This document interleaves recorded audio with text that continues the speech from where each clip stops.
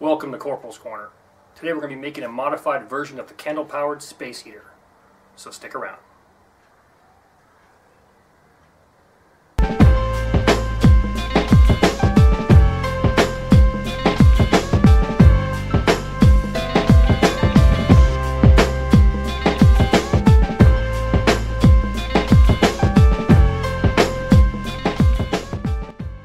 The first thing you want to do is material identification. What we have right here are 2 terracotta unglazed pots, 8 3/4 washers, 8 3/4 nuts, 5 candles, and 1 threaded rod, 3/4 diameter by 8 inches in length. This can also be a carriage bolt or hex head bolt.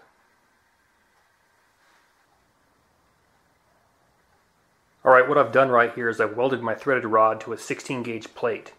In doing this, I will eliminate 1 washer and 1 nut. This setup right here will come into play later on.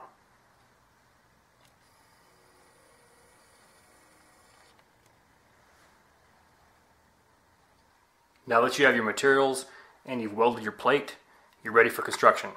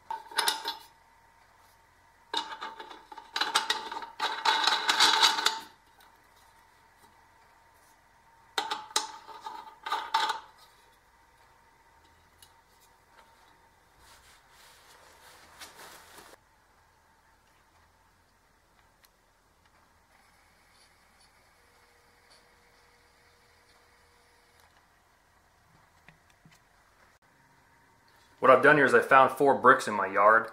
I'm going to use that for a stand. So all you do is place your space heater on the stand.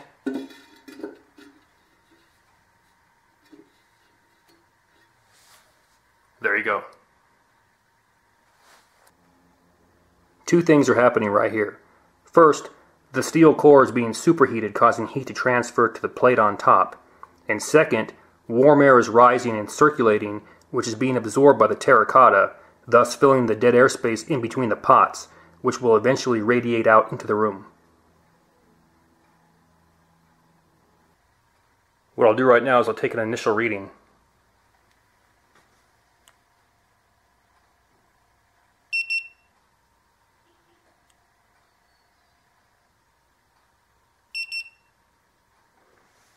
And we'll come back in a few hours.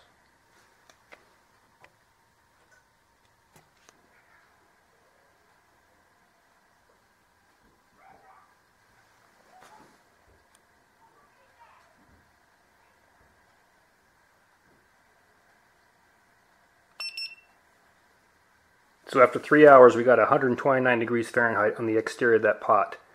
So that roughly is around a 60-degree gain in 3 hours. Welcome back. That was pretty good to go. Let's talk about this multiple use item right here, starting with the bottom, the candling device. Today we used candles for the fuel source. Now keep in mind, this fuel source could be whatever you want it to be. It could be bacon grease, it could be oil, it could be alcohol, it could be a can of Sterno. Just keep in mind that whatever you use, make sure it's non-toxic if you're inside of a confined space. Alright, now also with that, the more candles or fuel source that you add, the brighter it's going to be. So if you want to have a built-in dimming switch, start off with 4 or 5 candles or fuel sources, and if there's too much light, you can take it away. You want more, you just add to it. So let's move on. Talk about the unit itself. Today we only use 2 pots. Some of these are built with 3, 4, or 5, or 6. Just keep in mind that the more pots you use, the longer it's going to take to get it up to a certain temp that you want. However, what do you have? You have more dead air space, and more hot air is circulating inside there, which means this will radiate heat out for a longer amount of time. Also, like we mentioned with the candles as a dimming switch, once this gets too hot, what can you do? You have a built-in thermostat below as well. You can add fuel sources to it or take them away, depending on what you want to do or how comfortable you actually want to be. Lastly, let's talk about the top here. Most people use a carriage bolt or a hex head bolt, or even stick a threaded rod through here with a nut, and that's good to go.